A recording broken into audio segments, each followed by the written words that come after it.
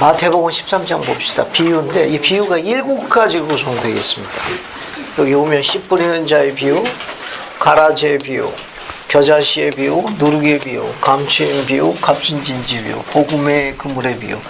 이 하나씩 따로 떼어가지고 한 비유 안에도 훌륭한 가르침과 교훈이 담겨져 있어요. 그런데 선지자 조셉 스미스는 이 7가지의 비유가 연관이 있다고 그랬습니다. 그러니까 우리는 보통 이거 일반적으로 하나씩 떼어가지고 10분의 1자 비유 따로 설명하고, 밀과 가라지 비유 따로 설명하고, 겨자씨의 비유 따로 설명하고, 누룩의 비유 따로 설명하고, 감신부와 값진진주 따로 설명하고, 복의금을 따로 설명하는데, 선지자 조셉은 이 마태복음 13장에 대해서 중요한 걸 가르쳤어요. 이 마태복음 13장은 비유가 7가지 구성되어 있는데 따로 분류하지 말고 하나로 연관된 하나의 공통 주제를 가지고 주님께서 말씀하신 것으로 알려져 있습니다. 그래서 공통된 하나의 중요한 주제를 가지고 7개의 비유를 말씀하셨다는 거예요. 우리는 선지자가 아니면 그런 주제를 이해하기가 어렵습니다. 또 실제로 공부해도 각각의 비유가 따로따로 아주 훌륭한 교훈과 가르침을 담고 있기 때문에. 근데 조셉은 이 비유를 우리에게 주님께서 말씀하셨을 적에는 특히 우리가 살고 있는 이 마지막 시대, 즉 때가 찬 경륜의 시대, 회복의 시대, 이 말일의 시대에 중요한 주제와 관련이 있다고 이야기하셨습니다. 그 주제가 바로 뭐냐? 먼저 아세요? 집합입니다. 집합과 관련 있는 말씀을 비유 안에 다 감춰두셨다는 거예요. 비유 안에 다 감춰두셨다는 거예요. 그래서 여러분 유인물 맨 앞장에 보게 되면은 요약해 놓은 게 있습니다. 이 앞에 선지자 조셉 스미스 가르침을 한번 읽어볼게요. 선지자 조셉 스미스 가르침에 보면 마태복음 13장의 비유에 대한 조셉의 가르침이 나와 있습니다. 한번 읽어보겠습니다. 이면자면요, 이거 한번 읽어봐야 돼요. 마태복음 13장의 비유에는, 마태복음 13장의 비유에는 한낮에 복음의 씨앗을 심는 것, 씨 뿌리는 자의 비유를 비롯해서 최종적으로 의로운 자들로부터 악한 자를 분리하는 것, 그물의 비유에 이르기까지 이 집합 과정의 중요한 단계와 요소가 설명되어 있다. 이제는 성경의 기록 중에서 집합에 관하여 가장 이해하기 쉽게 말씀되어 있다고 생각되는 마태복음 13장을 중심으로 몇 가지 설명을 부연하려고 합니다. 감사합니다. 그 선지자 조셉은 마태복음 13장에 나와 있는 7가지의 비유는 주님께서 공통된 주제, 그 주제가 뭐냐? 집합에 대해서 7가지를 묘사했다는 거. 그래서 오늘은 이 7가지 비유를 집합의 주제를 맞춰가지고 먼저 다뤄보겠습니다. 그러고 난 다음에 각각 그 비유를 우리가 어떻게 적용할 수 있는지 실제적인 적용 방법을 이렇게 따로따로 나눠서 한번 설명해 볼게요. 자, 거기 한번 다시 보십시오. 거기 보면 마태복음 13장의 비유에는 한낮에 복음의 씨앗을 심는 것, 저 씨 뿌리는 자의 비유를 시작해서 최종적으로 의로운 자로부터 악한 자를 분리하는 것, 복음의 그물에 비유기까지 집합 과정의 중요한 단계와 요소가 설명되어 있다. 그래서 조셉은 뭐라고 가르쳤는가 하면은 이제는 성경의 기록 중에서 집합에 관하여 가장 이해하기 쉽게 말씀도 있다고 생각되는 마태복음 13장을 중심으로 몇 가지 설명을 부연하려고 한다. 이 앞에 설명문에 보게 되면 마태복음 13장의 비유 첫 줄에 복음의 씨앗을 심는 것, 씨 뿌리는 자 비유를 한낮에 복음의 씨앗을 뿌리는 거라서 한낮, 대낮이라고 기록해놨죠. 네. 근데 우리 씨 뿌리는 자 비유에 대낮에 씨 뿌렸다는 대낮, 한낮이 기록이 있던가요? 사랑하는 반원 여러분, 기본 실력으로. 그럼 우리 씨 뿌리는 자 비유를 한번 들여다봅시다. 여기 보면 한낮에 뿌렸다고 그랬는데, 자, 우리 마태복음 13장 한번 봅시다. 이제 비유를 하나씩 들어볼게요. 마태복음 13장의 7가지 비유는 공통된 주제가 뭐다? 집합. 언제의 집합을 이야기하는 거예요? 말일의 집합을 이야기하는 거예요. 우리 시대 집합과 관련가 있습니다. 그 씨 뿌리는 자의 비유 한번 봅시다. 여기 보면은 한낫에 대낫에 씨 뿌렸다고 돼 있거든. 그 비유에 그렇게 얘기했나 한번 봅시다. 3절부터 9절까지 한번 읽어볼게요. 오소라자매님 한번 읽어봐요. 3절부터 9절까지. 예수께서 비유로 여러 가지를 그들에게 말씀하여 이르시되 씨를 뿌리는 자가 뿌리러 나가서 뿌릴새 더러는 길가에 떨어짐에 새들이 와서 먹어버렸고 더러는 흙이 얕은 돌밭에 떨어짐에 흙이 깊지 아니하므로 곡수하게 나오나 해가 돋은 후에 타서 뿌리가 없으므로 말랐고 더러는 가시떨기 위에 떨어짐에 가시가 자라서 기운을 막았고 더러는 좋은 땅에 떨어짐에 어떤 것은 100배, 어떤 것은 60배, 어떤 것은 30배의 결실을 하였느니라. 귀 있는 자는 들으라 하시니라. 감사합니다. 여기 한낫에 뿌렸다는 게 어디 나와 있어요? 없어요. 3절부터 9절까지에 없어요. 우리 그 설명문 지금 맨 앞에 조셉이 이야기한 기록문 앞에 보면은 가장 성경 기록에서 흥미있는 주제 집합에 관하여 일련된 주제를 말씀하시면서 씨 뿌리는 자의 비유부터 복음의 그물일까지 집합에 관한 일련의 설명을 지금부터 덧붙여 보겠다. 그런데 앞에 한낫에 대낮에 씨 뿌리는 곳을 시작해서 지금 주님께서 하신 말씀에는 씨 뿌리는 자, 그 씨 뿌리는 자들이 대낮에 뿌렸다는 기록을 좀 찾아보고 싶은데 어디 그런 기록이 있습니까? 없는데요. 네? 없는데, 이용화 형제 자원자가 있습니다. 네. 그 6절에서 해가 돋아 나왔다고 하니까 네. 그게 이제 아침이 밝아서 낮이 되었다는 뜻이 아니에요. 그렇지. 그래. 예리한 지적이에요. 우선 여러분 이걸 알기 위해 가지고는 우리가 갖고 있는 이 경륜의 시대에 대해서 한번 봅시다.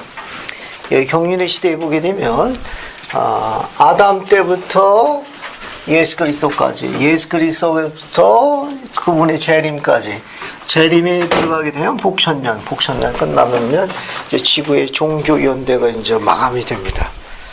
그래서 계시록에 보게 되면 이 종교 연대를 7인으로 나누었어요. 그래서 한 인은 보통 주님의 하루로 추정합니다. 그러니까 주님의 하루는 지상에 얼마에 해당되죠? 1000년에 해당합니다. 그래서 아담 때부터 예수 그리스도께서 오신 시기까지를 4인으로 나눠가지고 한 인이 1000년이니까 얼마가 되는 거예요?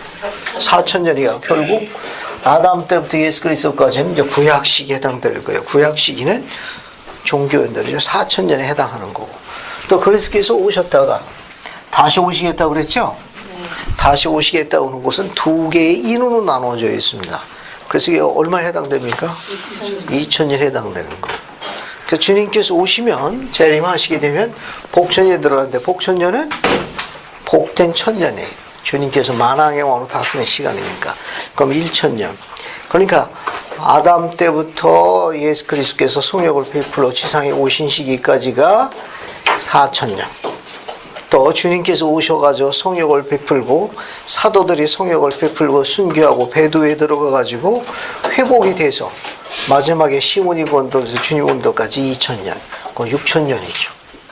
그죠? 그 다음에 복천년까지 치면 7000년이 이제 종교연대에 해당되는 겁니다. 이 스케줄에서 주님께서 성역을 베푼 이 시기, 바로 이 시기를 우리가 무슨 시대라고 또 부르죠? 주님께서 직접 필면의 몸으로 지상에 오셔가지고 말씀을 전하시고 속죄하셔가지고 부활하신 이 시기 사도를 성임하시며 그분의 교회를 조직하시고 복음을 전파하시고 또 사도들에게 권능과 권세를 맡긴 그분이 이렇게 성역을 베푼 이 시기에 신권과 복음을 가져온 이 시기를 속죄하신 그 시기를 주님이 그리스도 교회를 조직한 이 시기를 우리가 교리적으로 무슨 시대라고 합니까? 절정의 시대. 감사합니다. 절정의 시대라고 그래요. 절정의 시대는 절정의 시대. 절정의 시대. 지금 우리는 지금 이 시기를 7인으로 나눠서 설명을 했는데 만약에 주님의 시각에서 하루로 본다고 그러면은 아담의 시기는 아침, 점심, 즉 한낮, 저녁으로 볼 적에 시기가 어디에 해당될 것 같습니까? 아담 때는 아침에 해당되는 거예요. 그럼 주님께서 성역을 베풀어 지상에 오셔서 말씀 복음을 전파하는 이 시기는 그럼 어느 시기에 해당되는 거예요? 한낮에 해당되는 거예요. 그러면은 다시 오시겠다고 이야기하셨을 때 이게 그 비유가 우리가 마태복음 25장에 다시 오시겠다는 흥미로운 비유가 하나 있습니다. 처녀와 관계 있는 비유인데 열처녀의 비유죠. 그 신랑이 언제 왔죠? 한밤중에 왔습니다. 그죠? 네. 그러면 여기는 어디에 해당되는 겁니까? 아담 때가 아침이고 성역을 베푸신 주님 오신 때가 한낮에 해당되면 주님께서 오시는 때는 여기는 뭐가 되는 거예요? 한밤중이 되는 겁니다. 그래서 마태복음 13장에 씨 뿌리는 자의 비유가 한낮이라는 기록은 안 나와 있지만 주님의 시간으로 볼 적에는 어디에 해당되는 거예요? 한낮에 해당되는 거예요. 따라서 우리가 머물고 있는 이 시간은 여기 있는 이 시간은 흥미있게도 마태복음 25장은 그 열처녀의 비유 보면 그 신랑이 한밤중에 왔습니다. 아주 삼경이 가까워서 왔어요. 한밤중이니까 아담 때가 아침 말씀을 전파한 시기가 한낮에 해당되는 건 그런 시각적인 게 근거를 두고 있습니다. 또 우리가 살고 있는 시기가 그냥 해가 뉘어지는 석양이 아니고 깊은 밤중에 해당되는 걸 그분이 직접 계시로 하신 말씀이 교리와 성약에 있는데 몇 편 몇 절에 계시되어 있죠? 33편. 33편? 3절. 3절 감사합니다. 삼겹살 손가락 그렇죠. 한번 찾아볼까요? 자, 마태복음. 왜 또 마태복음이 또 나오냐? 교리와 성약 33편 3절 정성호 형제님 한번 읽어봅시다. 이는 보라 밭은 이미 휘어져 추수하게 되었음이니 때는 제11시라 내가 일꾼들 나의 포도원에 불러들일 마지막 때니라. 감사합니다. 거기 보면 제11시라고 나와 있죠? 네. 이 제11시는 마태복음 25장 1절부터 13절에 열천의 비유와 관련 있는 시간입니다. 왜냐하면 이게 마지막 때라고 그랬으니까. 그리고 이 계시가 주어진 게 33편이 1830년이에요. 그죠? 네. 1830년이 밤 11시라면 지금이 2011년이니까 우리는 어때 훨씬 더 어때 한밤중에서 깜깜한 밤중 삼경으로 치닫고 있다는 걸 알 수 있습니다. 그만큼 주님 오실 때가 가까이 왔다는 걸 알 수 있죠. 이처럼 우리가 갖고 있는 계시나 선지자의 가르침을 보게 되면 주님의 시각에서 그분이 오시는 것을 뭐라고 이야기했느냐 하면은 주님 언제 오십니까? 라고 물었을 적에 주님은 우리가 있는 계시에서 내일 온다고 계시하셨어요. 내일 오신다고 그랬거든요. 기억합니까? 주님 언제 오십니까? 내일 오느니라. 우리 이렇게 계시되어 있는 게 교리와 성약에 있습니다. 그러니까 내일이라고 하신 이유는 뭐냐면 아담 때부터 여기까지를 그분이 하루로 본 거예요. 여기 나와 있는 거 몽땅 계산을 한 겁니다. 왜냐하면 여기 12시가 되게 되면 어떻게 돼요? 12시가 되면 이게 하루가 이제 넘어가는 겁니다. 이날 이제 복천년이 이제 오시는 거니까. 주님의 시각으로 볼 적에는 앞에 있는 이런 모든 부분을 주님의 시간표로 본 거예요. 만약에 주님의 시간표를 한번 보게 되면 또 이렇게도 볼 수 있습니다. 하루로 보게 되면은 여기가 아침, 한낮, 한밤중 이렇게도 볼 수 있어요. 주님의 시각으로 볼 적에 또 다르게도 볼 수 있습니다. 일요일로 환산해 봅시다. 여기가 오시는 날이 주일날 일요일이라고 그러면 우리가 살고 있는 요일은 어디에 해당돼요? 토요일 저녁에 해당되겠죠. 그럼 여기는 뭐가 됩니까? 금요일. 여기는 목요일, 수요일, 화요일, 월요일. 이렇게 스케줄로 볼 수도 있어요. 예, 그렇게 주님께서 하신 말씀이 우리가 이제 주님께 물어봤어요. 주님 언제 오세요? 내일 온다. 그분의 시간표. 됐죠? 만약에 그냥 하루로 볼 적에는 아담 때는 한낮, 주님께서 말씀을 전파하신 이 시기는 이게 아침이 되면 주님께서 말씀하시면 한낮에 해당되는 거고 여기는 이제 한밤중에 해당되면 되겠죠. 그래서 선지자 조셉은 이 마태복음 13장 설명할 적에 씨 뿌리는 자의 비유가 한낱은 주님의 시각으로 본 겁니다. 그래서 씨 뿌리는 자의 비유에서 주님께서 한낱, 즉 절정의 시대에 오셔가지고 수행하신 중요한 사건이 있습니다. 교회사에는 중요하게 다루지만 세계사에서는 별로 안 다루고 있죠. 그것이 지금 여기 주님께서 오신 이 시기에 세계사에서는 알려져 있지 않지만 종교사에서는 굉장히 중요한 사건 세 가지가 있죠. 뭐가 있습니까? 세 가지가 뭐가 있어요? 그리스도께서 그리스도께서 십자가에 매달려서 십자가에 그렇죠. 3일 만에 그렇죠. 부활했어요. 3일 만에 부활했다는 거 감사합니다. 또 다른 거 없나요? 속죄하셨다는 거. 또 감사합니다. 오늘 좀 공부하게 될 거예요. 여기 비유의 말씀 보시면 뭐가 있는가 하면 한번 보겠습니다. 제가 한번 읽어볼게요. 자, 13절 한번 봅시다. 찾았어요? 마태복음 13장 13절. 그러므로 내가 너에게 비유로 말하기를 너희가 보아도 보지 못하고 들어도 듣지 못하며 깨닫지 못하는구나. 그죠? 찾았어요? 마태복음 13장. 이건 네. 이사야서에서 인용한 겁니다. 이사야서 9장에서 인용한데 여러분 그 유인물 보시면은 여기 중간에 뭐 설명문이 적혀 있는 게 있을 거예요. 찾았어요? 네. 그래서 지금 눈이 있어도 보질 못하고 찾지를 못하는구나 하고 인용한 거예요. 거기 보면 거기 예수 그리스도 밑에 보면 그 뭐라고 적혀 있습니까? 하나님의 독생자가 필면의 몸으로 태어난 세계사에서는 안 중요해. 근데 종교사에서는 중요한 사건.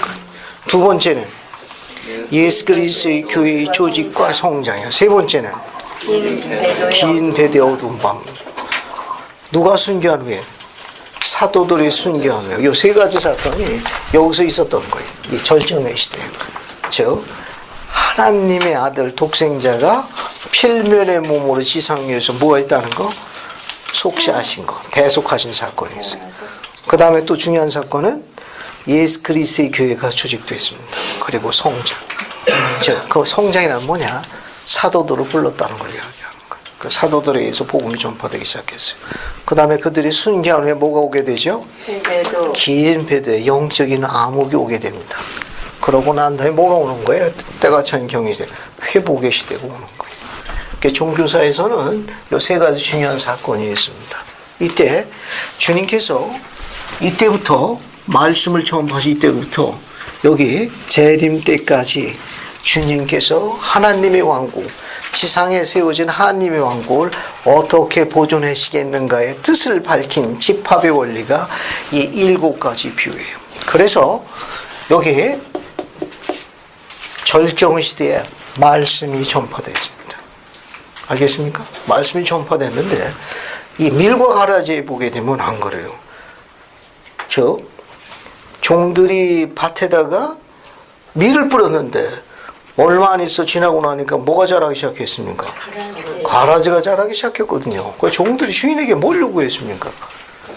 그렇죠. 가라지 뽑자고 그랬죠. 그러나 주인은 종들의 요구에 대해서 뭐라고 지시하셨습니까? 둘 다 추수 때까지 가만. 그렇죠. 추수 때까지 자라게 두어라. 함께 자라게 두어라. 그래서 밀과 가라지가 어떻게 돼요? 함께 자랍니다. 함께. 언제까지? 여기 추수 때까지. 씨 뿌리는 자 비유는 주님의 말씀 전파한 즉 초대 교회의 조직과 성장 정도로 집합이 시작됐습니다. 언제? 주님께서 필면의 몸으로 지상에 오셨을 때부터. 시기적으로 보게 되면은 아담 때가 아침이고 이때를 뭘로 봅니까? 한낮으로 봅니다. 그래서 밀과 가라지 비유 한 번 더 볼게요. 자, 밀과 가라지 비유 한 번 봅시다. 자, 거기 보면 24절부터 30절까지예요. 집합에 관련되어 있는 걸 먼저 살펴보겠습니다. 그래서 연수영 자매님 24절부터 30절까지 다 읽어봐요. 예수께서 그들 앞에 또 비유를 베풀어 가라사대 천국은 좋은 씨를 제밭에 뿌린 사람과 같으니 사람들이 잘 때에 그 원수가 와서 곡식 가운데 가라지를 덧뿌리고 갔더니 싹이 나고 결실할 때에 가라지도 보이거늘 집 주인의 종들이 와서 말하되 주여 밭에 좋은 씨를 심지 아니하였나이까. 그러면 가라지가 어디서 생겼나이까. 주인이 가로되 원수가 이렇게 하였구나. 종들이 말하되 그러면 우리가 가서 이것을 뽑기를 원하시나이까. 주인이 가로되 가만두어라. 가라지를 뽑다가 곡식까지 뽑을까 염려하노라. 둘 다 추수 때까지 함께 자라게 두어라. 추수 때에 내가 추수꾼들에게 말하기를 가라지는 먼저 거두어 불사르게 단으로 묶고 곡식은 모아내 곡간에 넣으라 하리라. 감사합니다. 결국 이제 밀과 가라지가 같은 밭에서 큽니다. 언제까지 크는가 하면 추수 때까지 크는 거예요. 추수 때까지 크는데 추수 방법이 어떻게 되어 있는가 하면 30절에 둘 다 추수 때까지 함께 자라게 두어라. 추수 때 내가 추수꾼들에게 말하기를. 우리가 갖고 있는 성경에는 가라지를 먼저 거두어 불사르게 단으로 묶고 곡식은 모아 내 곡간에 넣으라 하더라. 이렇게 되어 있죠. 그러나 선지자 조셉 스미스의 번역, 영감역에는 번역이 조금 바뀌었어요. 여러분 유인물 여기 13-2를 보세요. 13-2. 여기 유인물 보면은 그 영감역 번역을 추가해 놨습니다. 찾았습니까? 네. 자, 그거 거기 보시면은, 그거 보기 전에 13-1, 여기 맨 밑에 거, 여기 13-2 위에 적힌 인용문 하나 보세요. 선지자 조셉슨이 가르침해가지고. 이 비유는 찾았습니까? 네. 그러니까 이 비유는 말씀의 전파로 초래되는 효과를 명시하기 위해 베풀어진 것입니다.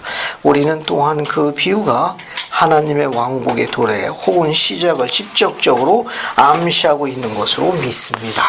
그런 말씀이 도래하고 시작된 게 언제냐? 초대교회 때 바로 이때. 그러다가 어떻습니까?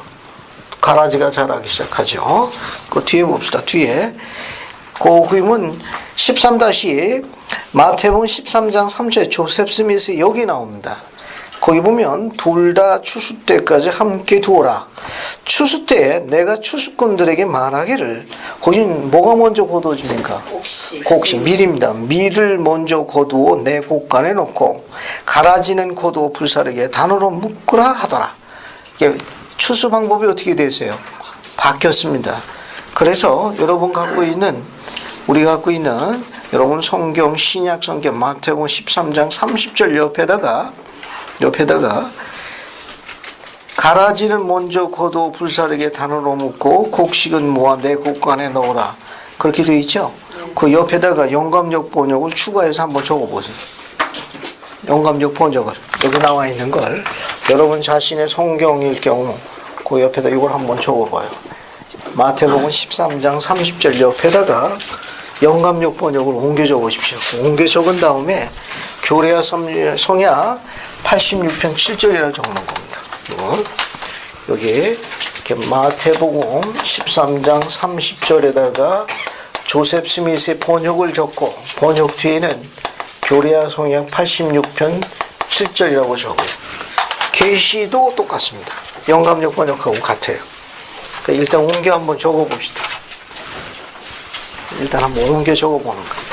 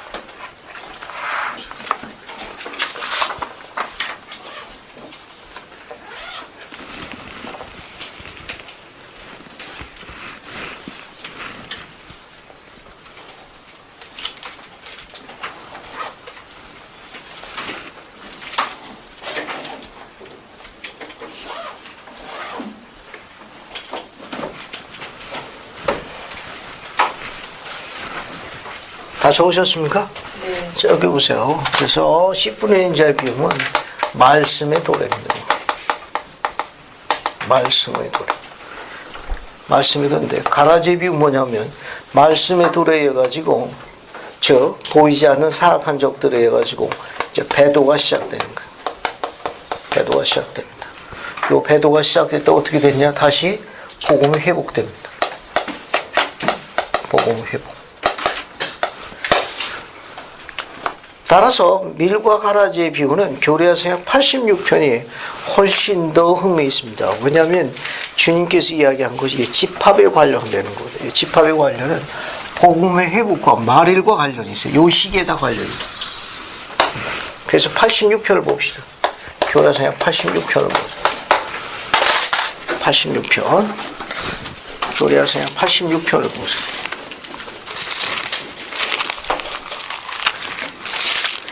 그 86편 보게 되면 주어진 연대가 지금 86편 그 서문에 보면 연대가 주어져 있죠. 몇 년이라고 주어져 있습니까? 1832년에 주어진 거예요. 이게 교례성약은 86편 밀과 가라지의 비유에 대한 주님의 계시가 주어진 86편은 밀과 가라지의 비유에 대한 주님의 해석에 대한 계시예요. 86년인 게 1832년입니다. 뭐라고 계시하셨는가 하면 2절 보면 밭은 뭐요? 세상이요. 씨 뿌린 자가 누구라고 되어 있습니까? 사도라고 되어 있습니다. 그런데 우리가 갖고 있는 기록에 보게 되면은 마태복음 13장 37절 봐요. 찾았습니까? 네. 마태복음 13장 이거 해석을 하신 건데 제자들에게 대답하여 이르시기를 좋은 씨를 뿌리는 이는 누구요? 인자요. 38절에 밭은 세상이요. 근데 우리가 갖고 있는 신약성경 마태복음 13장 37절에는 씨 뿌리는 자가 누구라고 나와 있어요? 거기 37절에 인자라고 나와 있는데 86편 2절에는 씨 뿌리는 자는 누구로 나와 있습니까? 사도. 똑같은 거예요. 알겠습니까? 그 같은 거예요. 왜냐하면 사도는 누구의 지명을 받아가지고 온 세상의 말씀을 전파하죠? 인자의 지명과 승인을 받아가지고 같은 내용이에요. 똑같은 거예요. 응? 다시 86편 봐요. 3절에 보면 그들이 잠든 후에는 뭡니까? 그들이 잠든 후에는 순교 후에 그렇지. 누가 순교한 거예요? 사도들. 초기 사도들의 순교를 나타내는 거죠. 초기 사도들이 순교한 후에 교회를 크게 박해하는 자, 배도자, 창녀 곧 모든 국민하여금 그 잔을 마시게 하며 그 마음속에 원수 곧 사탄이 앉아 다스리는 바벨론. 요 바벨론은 뭐냐? 오늘날 경전에서 지적하고 있는 크고 가증한 사악한 지상에 있는 악마의 왕국들을 총칭하는 표현이거든요. 자, 그 다음 봅시다. 거기 보면은, 보라, 그가, 즉, 악마가, 즉, 사탄에 뭘 뿌린다? 뭘 뿌린다고 되어 있어요? 가라지를 뿌린다. 이 가라지는 사악한 악마의 왕국의 자녀들, 사악한 사람들을 총칭하는 겁니다. 그런즉 가라지가 밀을 억누르며, 그 다음에 뭐라고 되어 있어요? 밀을 억누르며. 어떻게 되지? 이 억누른다는 게 이제 대배도로 상징하는 거예요. 그래서 교회를 어디로 내모았다? 광야로 내보냈다는 것은 결국 사도들이 순교한 후에 교회가 광야로 내보내고 대배도를 상징하는 겁니다. 배도에 들은 거죠. 예? 배도가 들었다가 이제 복음이 회복되는 장면입니다. 그래서 4절 이제 집합과 관련해집니다. 집합이 시작되는 거예요. 집합이 시작되기 위해서는 말씀에 전파돼서 모여야 되니까 4절 보면 마지막 날에, 그죠? 마지막 날에, 지금 이게 마지막 날은 마지막 때가 찬 경륜의 시대를 이야기하는 겁니다. 지금 바야흐로 주가 말씀을 보내기 시작하고 있고 잎이 돋아나고 있으며 아직 부드러운데 왜? 교회가 몇 년이 조직됐죠? 1830년에 조직됐잖아요. 그죠? 그 다음에 지금 주어진 계시는 1832년이니까 잎이 굉장히 부드러운 겁니다. 잎이 돋아나고 있으니 아주 연약하고 그냥 문자 그대로 예. 그 씨앗에서 싹이 나는데 아주 연약한. 여러분 그 뭡니까? 봄에 그 싹 나는 거 생각하시면 돼요. 모종해가지고 아주 그냥 연약한 칼날같이 여리게 나는 걸 상상하시면 돼요.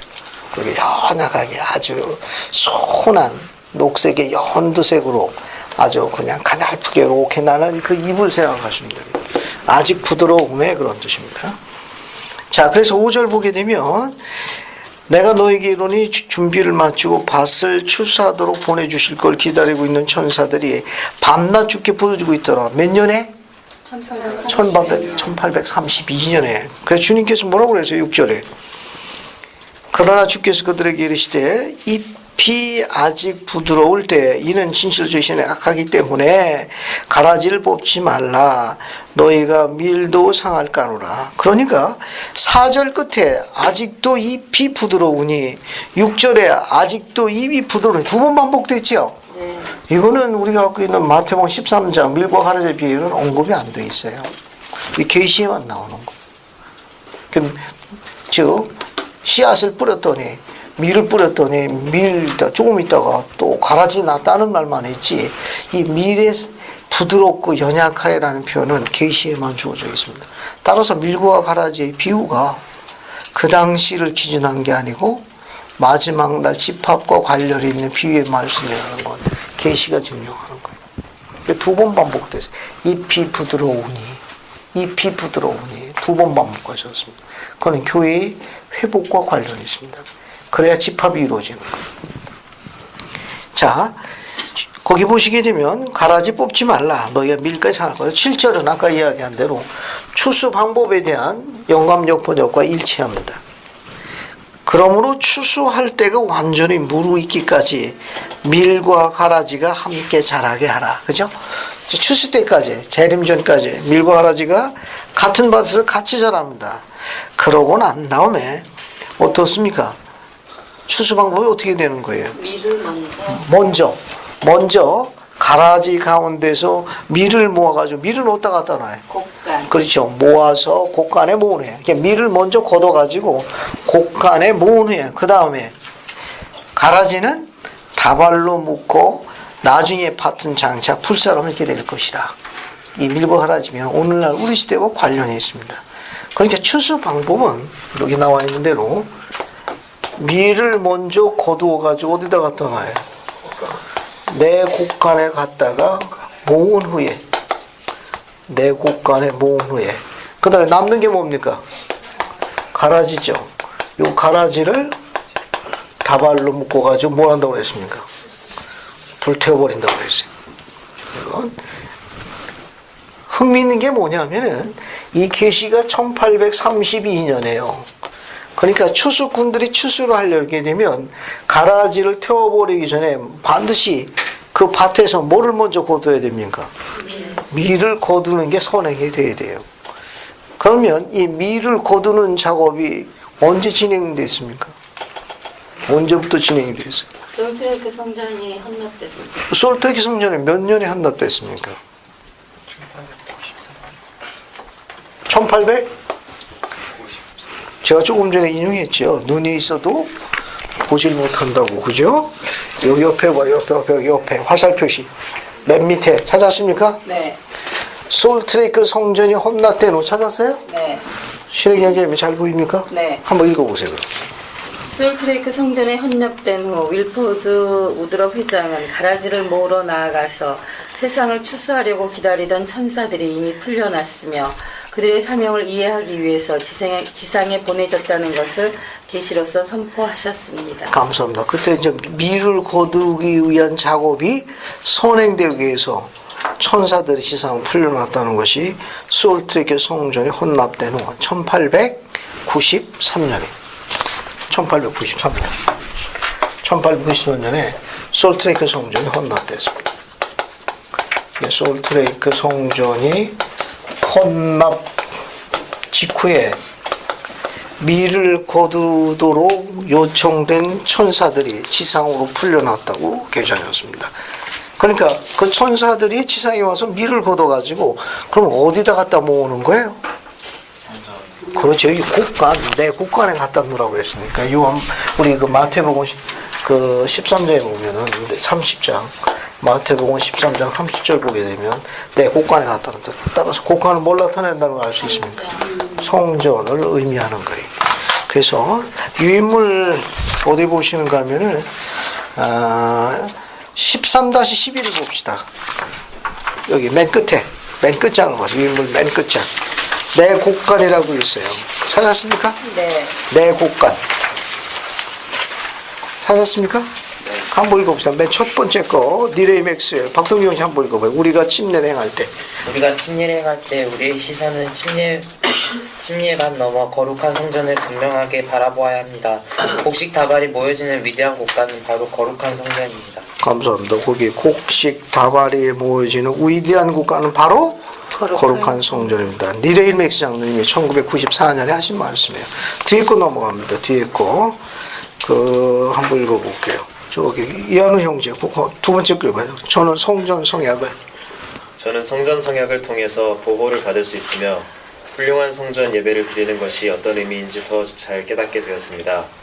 교회에 참석하고 11조를 내고 이따금 성전에 서둘러 찾아가서 의식을 받는 회원들과 성전에서 충실하게 지속적으로 의식을 받는 회원들 사이에는 분명히 다른 점이 있습니다. 감사합니다. 그죠? 뒤에 거 한번 읽어볼게요. 불이검령 회장은 박민정 자 한번 읽어볼게요. 불이검령 회장은 세상의 돈벌이에만 모든 관심을 쏟는 후기 성도들은 하나님의 지혜가 행하여지는 의식에 무관심하게 될 것이라고 경고하셨습니다. 감사합니다. 스펜서 우리 킴볼 회장님이 용서하는 기적에서 불이검 회장님이 하신 말씀을 인용하셨습니다. 이건 그 당시보다는 오늘날 이제 우리 시대의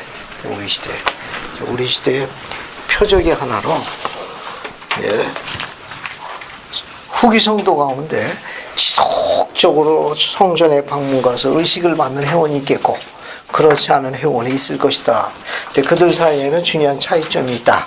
이 베드나 장로님 이야기하셨는데 이미 오래전에 불이검령 회장님 세상의 돈벌이에 급급한 후기 성도들은 주님의 집에서 이런 거룩한 의식에 대해서 무관심하게 될 때가 온다.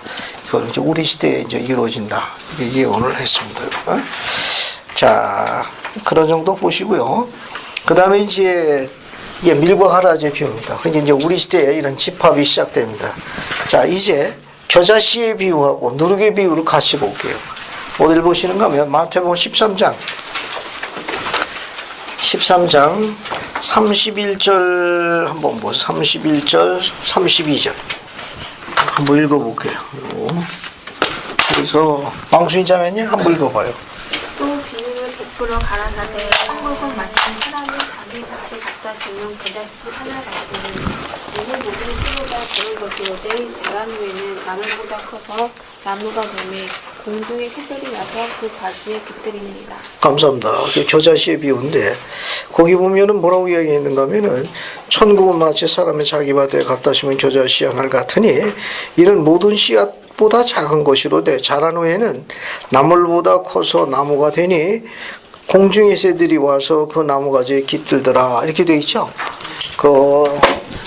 이 겨자씨에 대한 조사의 그 보고를 살펴보게 되면 그와 유사하게 작은 씨앗들이 많이 있답니다.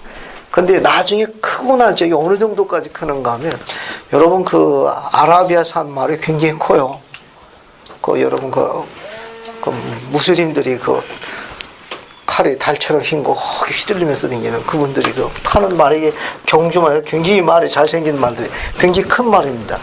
그 큰 말에 그런 기사가 앉아가지고 그보다 더 큰답니다.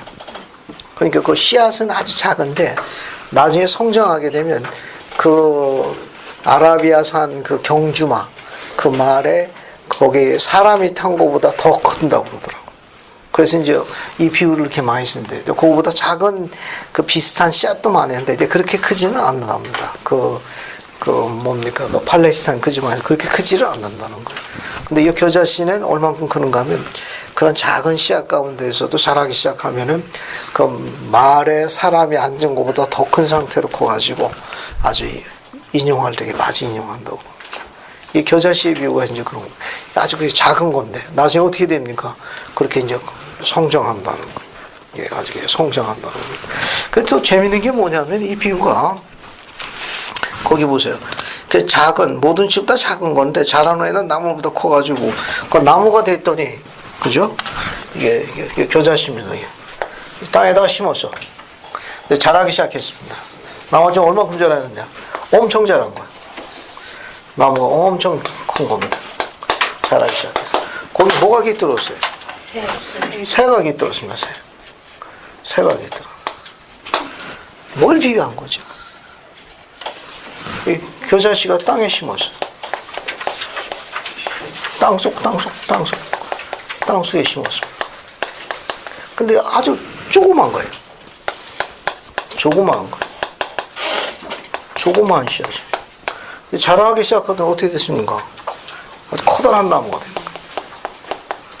커다란 나무가 된 거예요. 얼마나 커졌는지. 뭐가 깃들었습니까? 공중의 새가 깃들었어요. 이 겨자씨비는 뭐 상징한 거예요? 집합과 관련해가지고. 중요한 게 하나 있습니다. 꿈보다 해몽이 중요해. 우리 기준에서 설명하는 거 아시겠습니까? 뭐 밖에 나가서 신경 쓰지 마. 자, 이 겨자씨는 아주 작은 거예요. 그 나중에 이제 자락시에 성장하게 되면 경주마의 사례반지보다 더 큰다는 거예요. 그렇게 크는 씨앗이 없다는 거예요. 나무가 얼마나 잘 자라는지 공중의 새가 깃든다네. 공중의 새가 깃들 정도면 나무가 여기 뭐가 있는 거예요? 그럼 그늘도 큰 거예요. 이 그늘도 크다는 건 뭡니까? 시원하니까 쉬는 사람들은 많은 거예요. 자, 이 비유는 뭘 의미하는 것 같습니까? 6명으로 조직된 예수 후기 성도. 6명으로 조직된 예수 그리스도의 후기 성도 교회가 지금은 1,300만 명이 되는. 1,300만이 되었고. 네. 현재 그 정도고요. 앞으로 더 많이. 감사합니다. 왕국이 커질. 그럼 공중에서는 뭘 의미하는 것 같습니까? 천사. 구체적으로 어떤 천사를 이야기해요? 모로나이도 예서 왔고 베드로야고 모로나이도 왔고 엘리야도 왔고 일리야스도 왔고 모세도 왔고. 그러면 땅속에 심은 겨자씨는 뭐예요? 몰몬경. 감사합니다. 몰몬경. 아까 이야기했죠. 꿈보다 해몽이라고. 어쨌든 땅속에 심은 거 아닌가. 아주 작은 거예요. 이게 몰몬경 어디서 나왔어요? 땅에서 나왔는데 땅에 있는 거 누가 가르쳐줬어요? 모로나이가 어디서 왔습니까? 하늘에서. 그게 뭘로 상징된 거예요? 천사 아니 새. 공중의 새. 꿈보다 해몽이라고 그랬죠.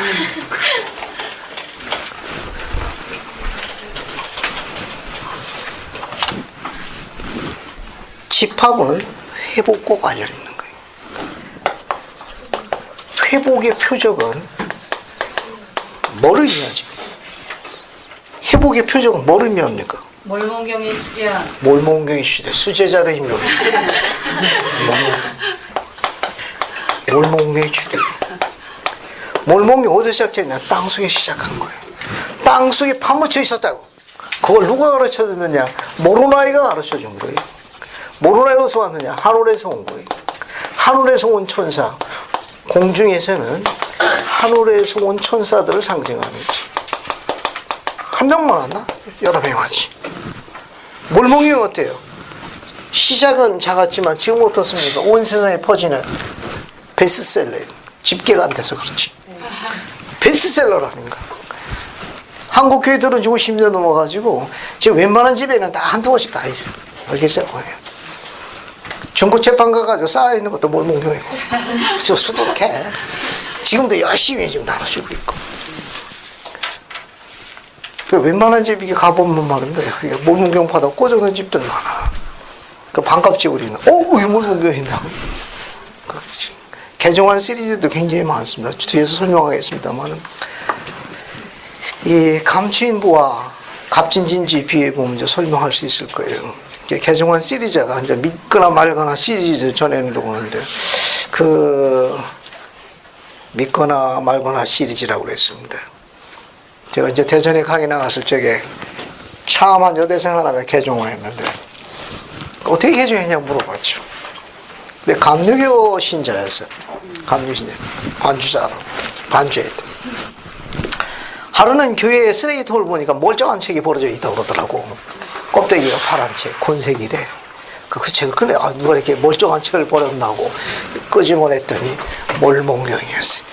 첫 장을 딱 폈더니 거기 사진 찍어가지고 몰몬경 한창에 적은 내용이 있더라는 거예요. 집에 가가지고 읽기 시작했답니다. 읽고 난 다음에 특별한 느낌이 들어. 그 적힌 주소에다가 연락을 해가지고 이제 개종의 물결이 시작된 거예요. 어디서 시작됐느냐? 쓰레기통에서. 재밌죠? 복음을 가르치다 보면 그런 에피소드가 많습니다. 한 젊은이가 개종을 했어요. 개종 시리즈를 물어봤습니다. 어떻게 됐든 헌책방에 갔는데 그 책 중에 하나가 깊숙이 들어가 있더라 합니다. 호기심이 발동, 기를 쓰고 그걸 뺐는데 몰몬결했다는 거예요. 끄집어내가지고 그 책을 읽다가 첫 장을 여니 간증이 적혀있고 연락처가 있어가지고 제 발로 찾아갔다네. 그 개종한 젊은이도 있습니다. 지금 믿거나 말거나 시리즈라 이야기하고 있습니다. 지방에서 개종한 순박한 청년이 하나 있었습니다. 그 당시 교회가 전세금 무료생, 터미널 앞 3층에 있는 지방에 있는 교회인데 그 3층 건물 끝에서 끝에까지 교회 이름이 걸려서 왜 교회가 이름이 길거든. 그 당시에는 이제 마릴 성도 예수 그리스도께 모두 몇 자입니까 그게? 12자야. 12자를 하나씩 시골 사람들 인심도 좋아. 그래서 그 3층 건물 끝에서 끝에까지가 꽉 찬 거예요. 요즘 하면 큰일 나지. 시골 동네라 인심에 다 아는 동네 사람들이니까 달아? 끝까지 다른 거예요. 이 순박한 청년 그 터미널에 도착했다가 멍하니 고개 들어보니까 교회 이름이 끝에서 있으니까 멍하니 입 벌리고 셔보면 뭐 이렇게 길어. 하나 둘 뭐야 이거.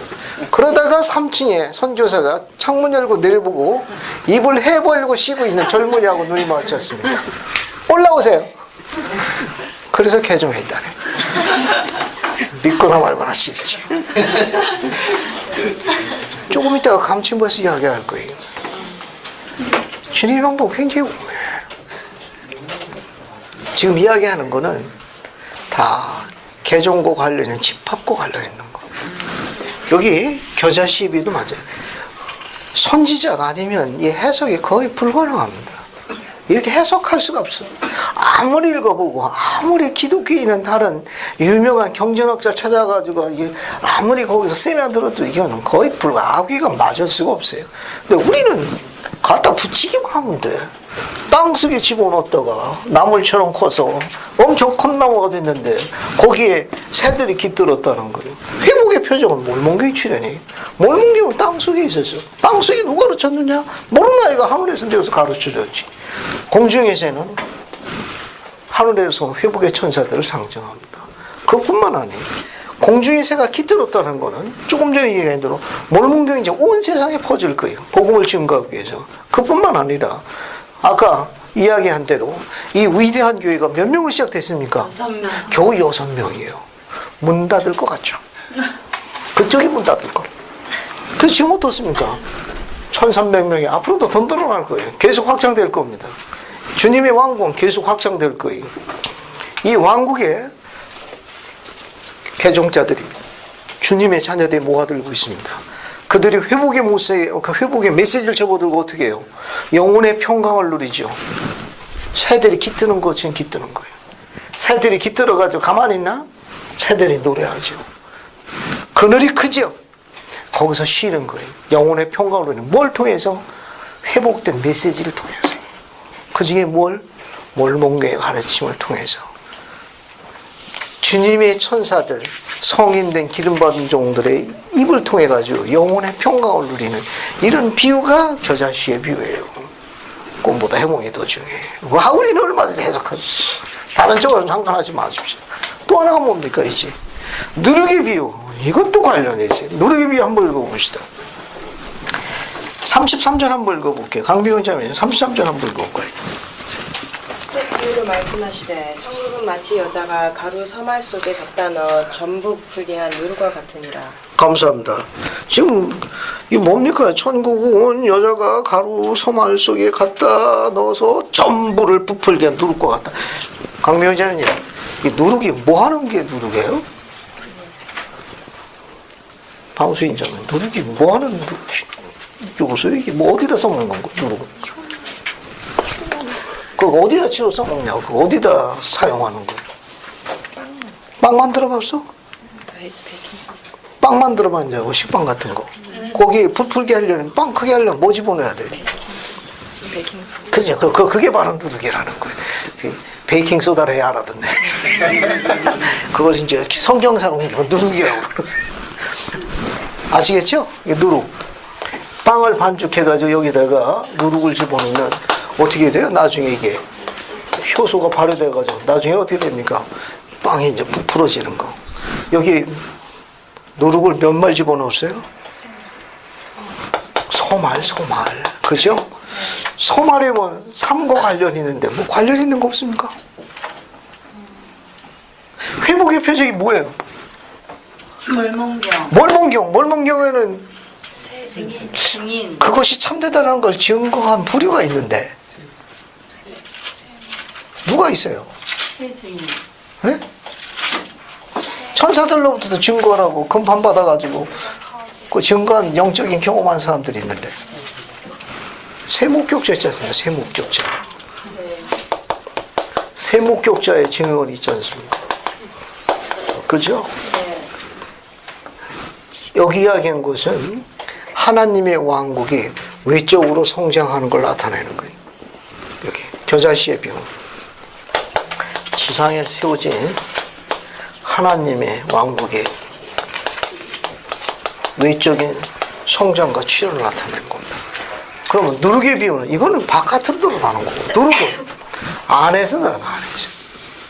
하나님의 왕국의 내적인 성장. 내적인 성장. 가로 소말이니까 몰몬교의 세목교자 지금과 깊은 관련이 있습니다. 이건 뭐냐? 회복된 메시지를 통해 가지고 왕국의 그런 내적인 충실을 이야기하는 거예요. 이게 가로 소말. 됐죠? 자, 그 다음에 또 뭐가 있습니까? 감추인보와 값진진주가 있죠. 이것도 한번 읽어볼게요. 한번 봅시다. 우선 두 개를 같이 읽는 게 낫겠습니다. 44절부터 어디 보자. 그렇죠. 감추인보화가 44절이고 값진진주의 비유가 45절이니까 연순자매님 그래도 참석 기념을 한번 읽어봐요. 44절이요. 44절부터 46절까지. 천국은 마치 밭에 감추인 보화와 같으니 사람이 이를 발견한 후 숨겨두고 기뻐하여 돌아가서 자기의 소유를 다 팔아 그 밭을 샀느니라. 또 천국은 마치 좋은 진주를 구하는 장사와 같으니 극히 값진 진주 하나를 만나매 가서 자기의 소유를 다 팔아 그 진주를 샀느니라. 감사합니다. 여러분 그 감추인 보화의 비유해 보게 되면 천국은 마치 밭에 감추인 보화와 같으니 사람이 이를 발견한 후에 숨겨두고 기뻐하여 돌아가서 자기 소유를 다 팔아 그 밭을 샀다고 했어요. 또 하나는 값진 진주의 비유인데 천국은 마치 좋은 진주를 구하는 장사와 같으니 극히 값진 진주 하나를 만남에 가서 자기 소유를 다 팔아 그 진주를 샀느니라. 그러면 이 감추인 보화와 값진지의 비유는 공통점이 하나가 있고 다른 점이 하나가 있어요. 공통점은 뭐고 다른 점은 뭐죠? 자기 소유를 다 팔아서 밭을 산 게 공통점. 공통점은 그것을 소예요. 감추인 보화든지 값진든지 자기 것을 만들려면 어떻게 해야 돼요? 자기가 가진 소유를 일부만 팔아야 됩니까? 다 팔아야 돼요. 이 공통점은 감추인 보화나 값진 진주를 자기 것으로 만들려면 자기 소유를 다 팔아야 돼요. 자, 여기 나와 있는 공통점은 뭐냐면은 자기 소유를 다 팔아야 돼요. 다 팔아야 돼. 그렇죠? 내 것으로 삼기 위해서는 자기 소유를 다 팔아야 되는 게 공통점이에요. 차이점은 뭐가 다르죠? 뭐가 다른 거죠? 이게 공통점은 그것을 감추인 보화나 값진 진주를 내 걸 삼으려면 내가 가진 소유를 일부가 아니라 어떻게 해야 돼요? 다 팔아야 돼. 이게 공통점이고 차이점은? 어떤 차이점이 있죠?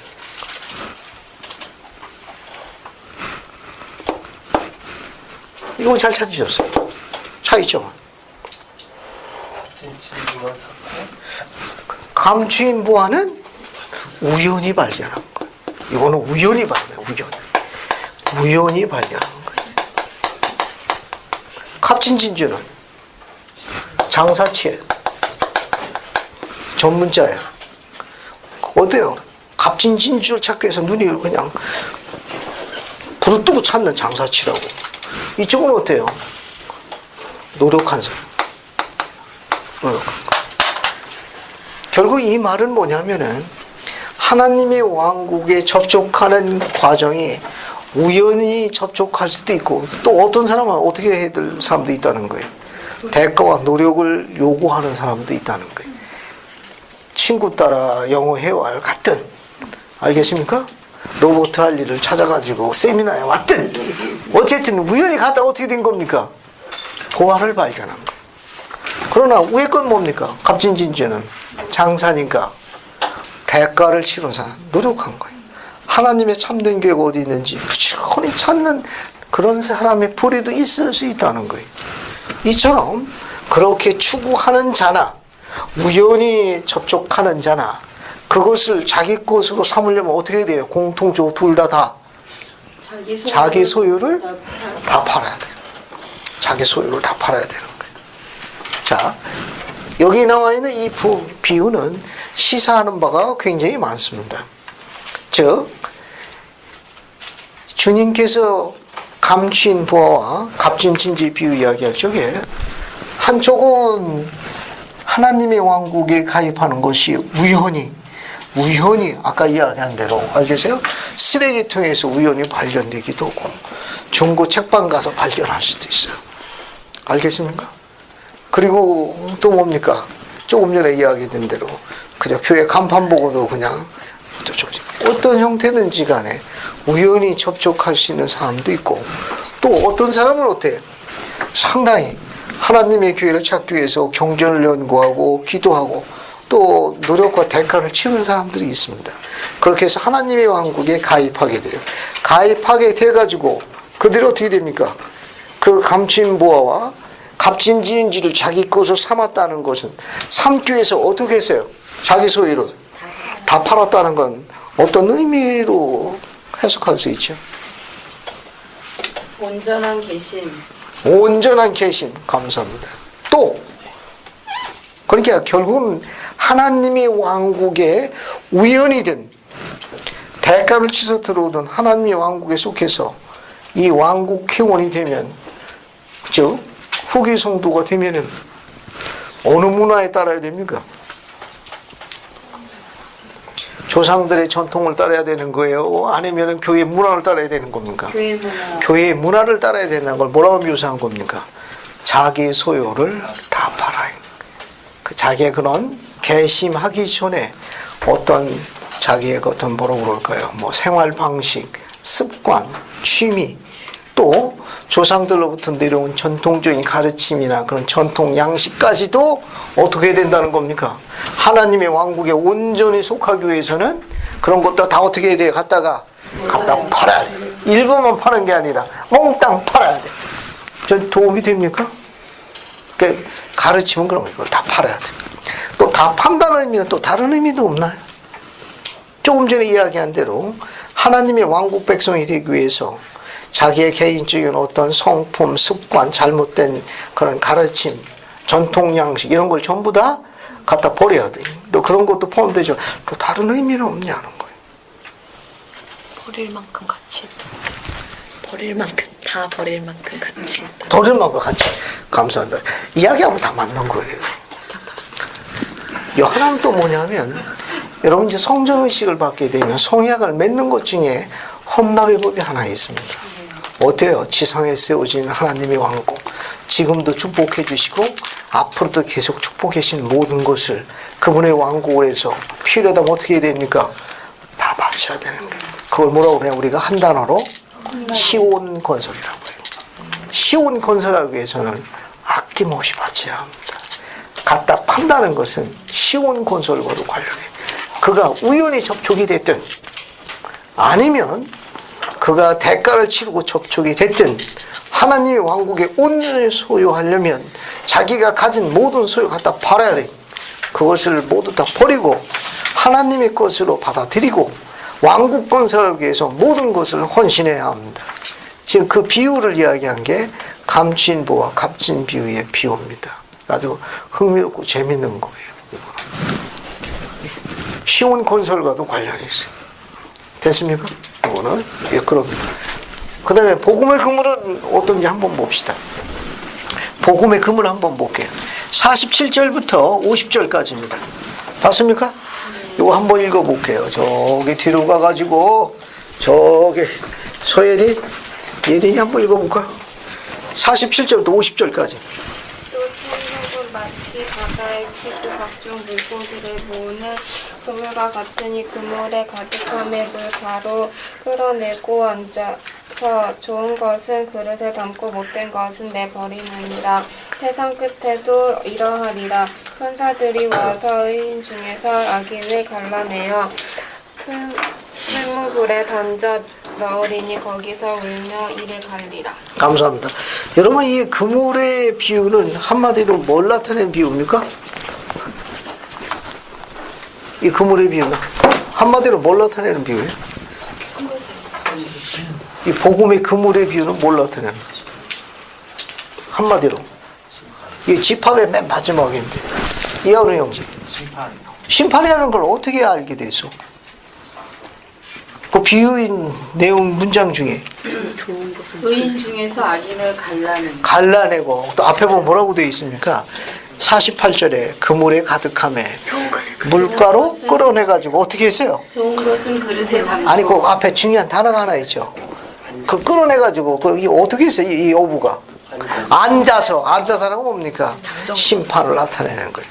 혼내고 딱 앉으셔서 뭡니까? 좋은 고기는 이쪽으로, 나쁜 고기는 이쪽으로 그냥 앉아서, 알겠어요? 심판을 상징하는. 그래서 좋은 고기 이쪽으로, 나쁜 고기 이쪽으로, 의인은 이쪽으로, 악인은 저쪽으로. 그래서 심판을 상징하는 거예요. 왜?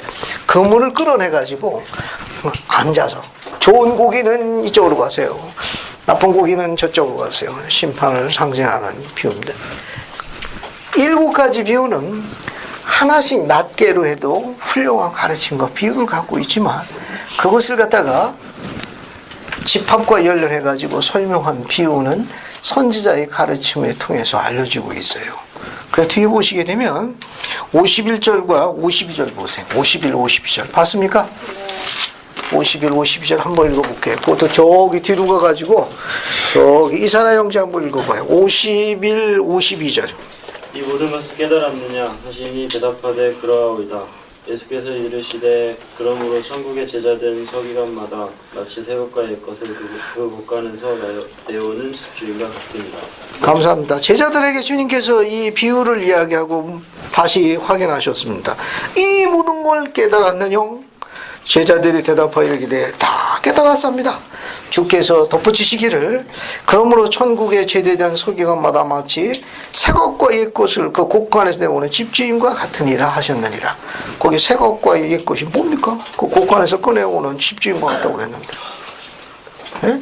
그 새 것과 옛 것을 꺼내오 곳간에서 꺼내오는 집주인과 같다. 이 제자들이 다 깨달았습니다고 이야기를 했거든. 그 말이 뭡니까? 52절에 다 깨달았느냐? 예, 깨달았습니다. 주께서 덧붙이기를 마치 즉 새 것과 옛 것을 곳간에서 꺼내오는 집주인과 같으니 그런 자가 깨닫느니라. 그 새 것과 옛 것은 뭘 얘기하는 겁니까? 그래야 이 비유를 깨닫는다고 그래요. 여기 보세요. 우리는 옛것 뭡니까? 구약. 예수님께서 이야기하신 새것, 즉 신약식 이후부터 마릴의 격리 시대에 이 새로운 것들을 집주인이 가져다 주는 것을 다 아는 자만이 이 비유를 깨달을 수 있을 것이오고 그런 뜻입니다. 안 그러면 이 비유를 깨닫기가 어려운 거예요. 그냥 씨 뿌리는 자로 끝나고 밀과 가라지 비유로 그냥 끝나고 겨자씨 비유로 끝나는 거예요. 그러나 주님께서는 이처럼 구약과 신약과 마지막 날에 관한 이런 모든 것들을 집주인이 가져다 주는 계시와 가르침을 받은 자만이 이 비유를 깨달을 것이오고 이제 알았느냐? 그러하외다라고 이야기했던 거예요. 자, 그러면 7가지 비유 이해하시겠죠? 자, 이거는 전부 집합과 관련 있는 거예요. 이 7가지 비유가 10 뿌리는 자의 비유는 예수께서 말씀을 전파하신 겁니다. 그다음에 가라지의 비유는 여기 나와 있는 대로 말씀이 전파된 다음에 뭐가 임했어요? 배도가 시작했습니다. 그 다음에 배도가 거치고 난 다음에 복음이 회복될 적에 다 걸려 있습니다. 양쪽에 다 거쳐 있는 거예요. 그러고 난 다음에 복음 회복돼서 주님의 교회가 다시 지상에 회복됐습니다. 그래서 복음의 회복으로 몰몬경의 출현, 하나님의 왕국, 외적인 성장의 비유로 겨자씨의 비유가 주어진 거예요. 또 세목격자의 신원에 의해 가지고 몰몬경이 온 세상 사람들의 영혼을 풍요롭게 하고 주님의 왕국의 내적인 충실에 관한 비유로 누르게 비유가 주어진 거예요. 그러고 난 다음에 시온 건설이 박차를 갑니다. 주님 오실 때 그분을 맞이하기 위해서. 그것을 감추인보와 갑진진주는 전부 시온을 상징한 거예요. 그러고 난 다음에 뭐가 있습니까? 심판이 이루어진다는 걸 묘사하는 거예요. 이제 하나씩 봅시다. 이제 낱개로 한번 볼게요. 낱개로. 씨 뿌리는 자 비유, 낱개로 한번 봅시다. 앞에 3절부터 9절부터 보세요. 이건 이제 전체적으로 본 거고, 요새는 안으로 들어가서 하나씩 따져볼게요. 자, 3절부터 9절까지 다시 보세요. 아까 여수정자매 읽었어요. 그죠? 여기 13장 3절부터 9절까지. 자, 아까 읽었잖아요. 아니야, 안 읽어도 돼. 수연이가 읽어야 돼. 한 번 더 읽어보라. 3절부터 9절까지. 예수께서 비유로 여러 가지를 저희에게 말씀하여 가라사대 씨를 뿌리는 자가 뿌리러 나가서 뿌릴새 덜어는 길가에 떨어짐에 새들이 와서 먹어버렸고 덜어는 흙이 얇은 돌밭에 떨어짐에 흙이 깊지 아니하므로 곧 싹이 나오나 해가 돋은 후에 타져서 뿌리가 없으므로 말랐고 덜어는 가시떨기 위에 떨어짐에 가시가 자라서 기운을 막았고 덜어는 좋은 땅에 떨어짐에 혹 100배, 혹 60배, 혹 30배의 결실을 하였느니라. 귀 있는 자는 들으라 하시니라. 감사합니다. 신앙이 어디서 오느냐에 제일 중요한 게 거기에 여러분 9절에 나와 있습니다. 신앙은 어디서 옵니까? 듣는 데서. 들음으로서 오는 거예요. 알겠습니까? 신앙이 어디 오느냐? 들음으로서 옵니다. 그래서 부리감리 회장은 이렇게 이야기했습니다. 신앙이 어디에서 옵니까? 어디에서 옵니까? 지금 이야기한 이 메시지만 선자 조에서 뭐라고 했는 건 들음으로써. 뭘 들음으로써? 기름 부음 받은 간증. 종의 음성.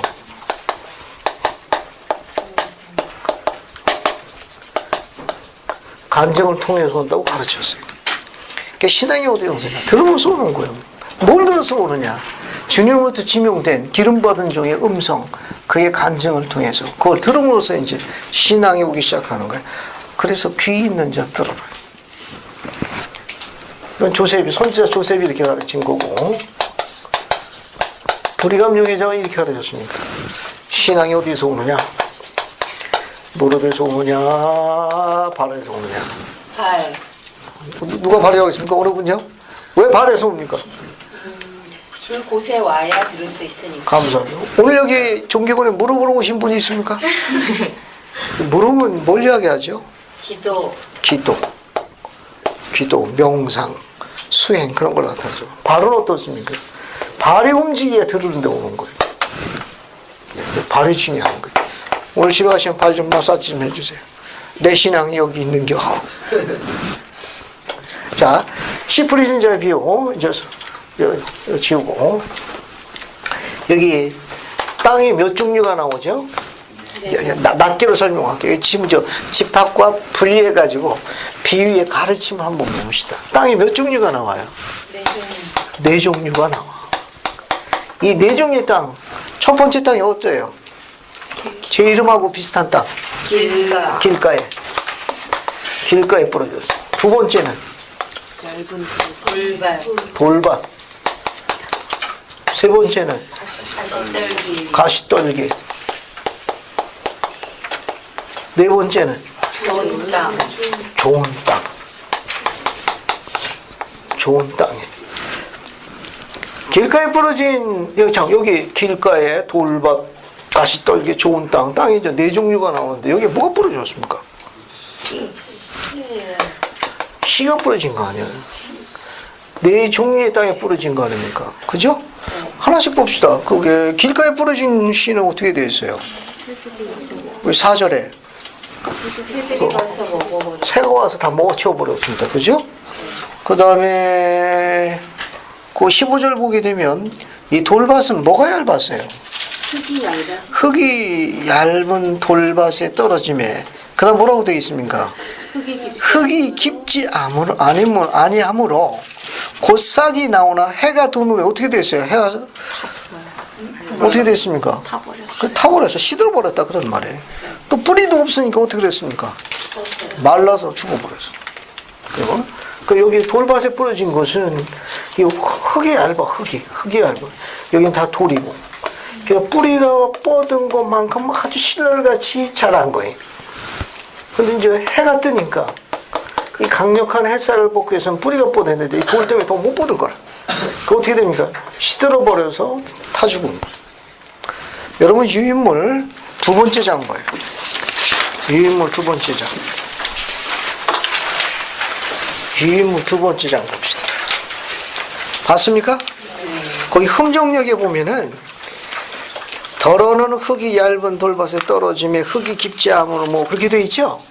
근데 영감역은 흙이 깊지 아니하므로가 순서가 뒤로 가 있습니다. 이렇게 되어 있어요. 영감역은 더러는 흙이 얇은 돌밭에 떨어짐에 곧 싹이 나오나 해가 돋은 후에 흙이 깊지 아니하므로 타져서 뿌리가 없으므로 말라버렸더라. 이렇게 순서가 바뀌어 있습니다. 그러니까 흙이 깊지 아니하므로가 해가 돋은 후에로 그 문장이 뒤로 들어가 있어요. 그 순서 바뀌어 있다는 거. 근데 선지자의 번역이 훨씬 정확한 거. 즉 조셉 스미스 여기에는 해가 돋은 후에 흙이 깊지 아니하므로 시들었으며 뿌리가 없으므로 말라버렸고로 기록되어 있다. 영감역 번역에는 그 순서가 뒤로 간 것이 사건 순서가 맞는 거예요. 사건 순서가. 자, 또 봅시다. 또 뭘 보시는가 하면은, 그 다음에 이제, 거기 보시게 되면, 그 다음에 이제, 가시떨기에 떨어지셔서 어떻습니까? 자라기는 했는데, 어때요? 기운을 막았어. 그 가시떨기에 막혀가지고 기운의 성장이 중단됐습니다. 좋은 땅에 떨어진 씨는 어떻게 됐죠? 여기는 100배, 60배, 30배의 결실을 갖고 왔습니다. 그 좋은 땅에 주어져 있는 이 부분이, 이 가시떨기는 여러분 잘 아시다시피 이 가시떨기가 이렇게 있어가지고 자랐지만 이 가시떨기에 막혀서 성장이 이제 중단된 걸 이야기하는 거예요. 중단된 거. 그 좋은 땅은 어때요? 30배, 60배, 100배가 아니고 뭐 어떻게 되어 있어요? 우리는 30배, 60배, 100배로 계산하죠. 그죠? 근데 여기는 어떻게 되어 있습니까? 좋은 땅에 뿌려진 씨는 100배, 60배, 30배. 뭘 의미합니까? 주님께서 원하시는 우리가 계산하는 축복은 30배, 60배, 100배로 계산하지만 주님께서는 어떻게 계산합니까? 그분의 축복을 100배 주시기로 원하는 거예요. 주님 우리에게 100배 주시기로 원해요. 뭘? 우리의 믿음과 신앙에 따라서. 근데 우리는 30배, 60배 이렇게 올라가지만 주님은 100배 주시고 싶은 거예요. 뒤에 해석을 한번 봅시다. 해석을 보시면 19절 봐요.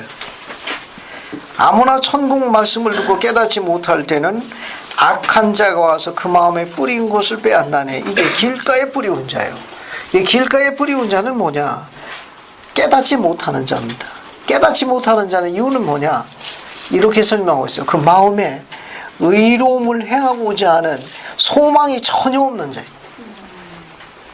그러니까 그의 마음속에 의로운 것을 행하고자 하는 소망이 전혀 없는 사람을 표현하는 말이에요. 의로움하고는 전혀 거리가 없는 거예요. 그 말은 뭐냐면 죽으면 그만인 사람. 그러니까 신이 없다고 이야기하는 사람. 모든 건 전부 동화라고 이야기하고 그냥 소설 속의 하나의 인물처럼 픽션이라고 이야기하는 사람. 그러니까 지상에서 의로움에 관해서는 조금도 소망을 갖고 있지 않던 자들을 표현하는 그것이 바로 길가에 뿌리온 자들이. 두 번째, 돌밭에 뿌리었다는 것은 말씀을 듣고 즉시 어때요?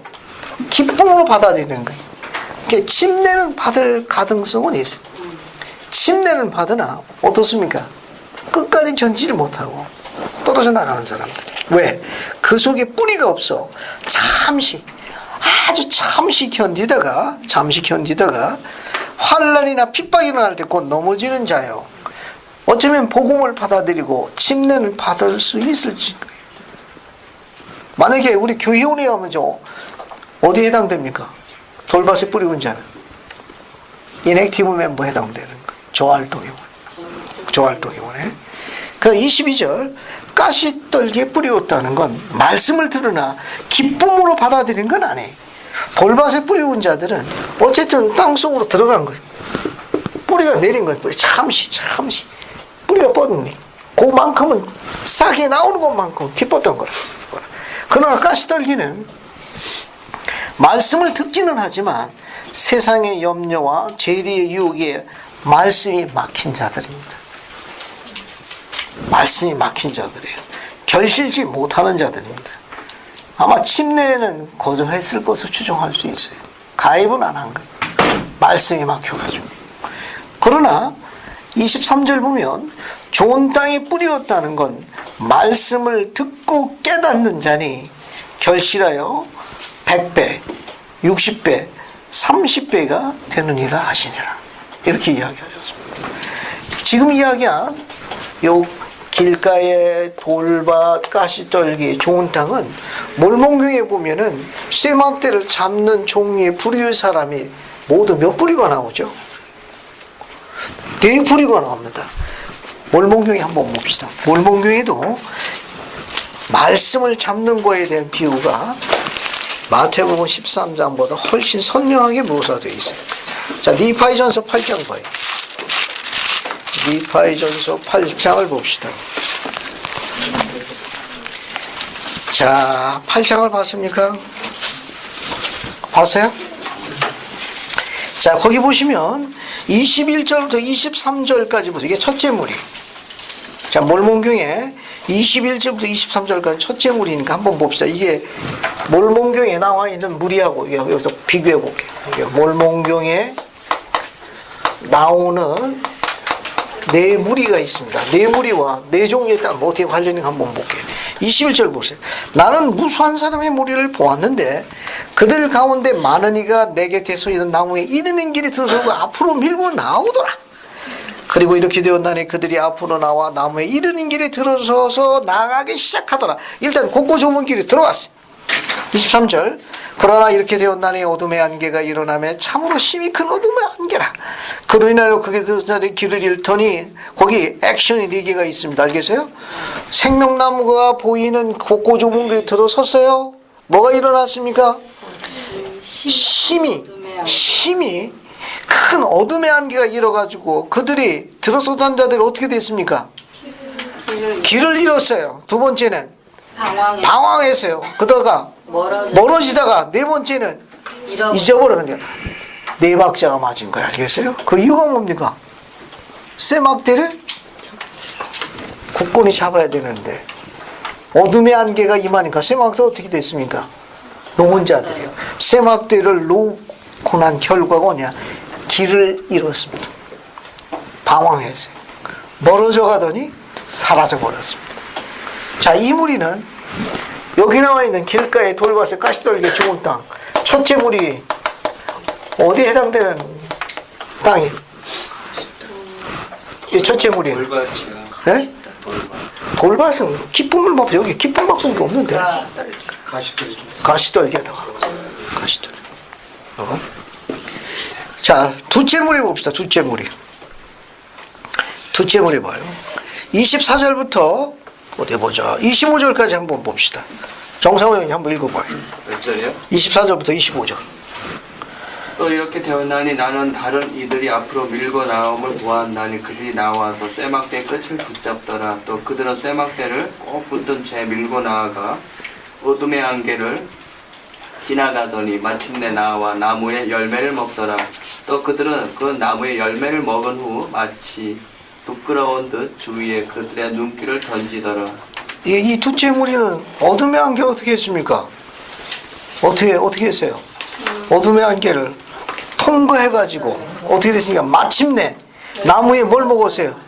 열매를 먹었죠. 근데 열매를 먹고 난 다음에 그들의 개심의 과정이 어땠습니까? 용감했나요? 아니요. 부끄러운 듯이 주위를 살펴보더라. 쇠막대를 단단히 잡았나요? 첫째 무리는 쇠막대를 아예 입구에서부터 놓은 친구들이. 둘째 무리는 어땠습니까? 와, 굳건히 잡고 갔나요? 끝을 잡았다는 건 뭡니까? 여기 봐요. 여기 쇠막대 여기 종고 있네. 쇠막대 여기. 쇠막대. 굳건히 잡고 가야 돼요. 어떻습니까? 둘째 무리는 끝 놨다가 피고 놨다가 여기. 그러다 보니까 한계를 통과한 거예요. 알겠습니까? 암흑의 한계임에서 첫째 무리는 아예 그냥 놔버린 거고, 그래서 잊어버린 겁니다. 방황한 거예요. 멀어졌고 실종돼 버린 거예요. 둘째 무리는 어떻습니까? 그래도 좀 잡자니 의심스럽고 노차니 섭섭하고 끝 쇠막대 끝.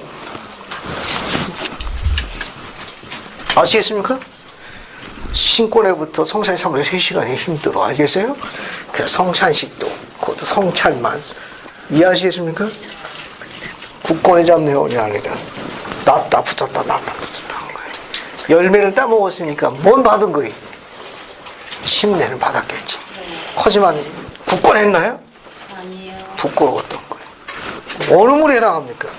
이 둘째 무리는 돌밭에 해당되는 거예요. 열매를 먹은 건 말씀의 기쁨을 맛봤다는 돌밭의 무리와 같은 해당되는 거예요. 그 다음에 이제 어디를 봅시다. 쭉 넘어가가지고 30절 봅시다. 30절. 그러나 갈려기서는 무리가 보라 붙이는 또 다른 수많은 무리가 앞으로 밀고 나옴을 보았는데 그들이 쇠막대기를 잡았더라. 또 그들이 쇠막대기를 어떻게 잡았어요? 그들은 계속하여 두째 무리가 달라요. 계속하여 굳게 잡은 채 앞으로 밀고 나오더니 열매를 따먹을 때 드디어 나와서 어떻게 먹었습니까? 엎드려져서 나무 열매를 먹었더라. 엎드려졌다는 건 뭘 시사하는 것 같아요? 겸손이야. 겸손, 간절함, 그런 거 표현돼. 감사했던 거예요. 됐습니까? 요 셋째 무리는 어디에 해당되는 겁니까? 좋은 땅에 해당합니다. 셋째 무리. 셋째 무리. 그 남는 건 넷째 무리만 남죠? 네. 그게 뭐 자동으로 어디에 당첨되는 겁니까, 이거? 길가에 당첨되는 거예요. 한번 봐요. 31절, 32절. 임희경자님, 몰목용 31, 32절 한번 읽어봐요. 그리고 붙이는 다른 수많은 무리가 더 크고 넓은 건물을 향해서 길을 더듬어 가는 것을 또한 보셨더라. 그리고 이렇게 되었나니 많은 자가 깊은 물에 빠져 죽었으며 많은 자가 이상한 길에서 방황하다가 그의 시야에서 사라져 버렸더라. 감사합니다. 크고 넓은 건물, 그 이상한 건물을 했던 수많은 무리들은 전부 어떻게 됐나요? 깊은 물에 빠져 죽었고 이상한 길에서 방황하다가 사라져 버렸습니다.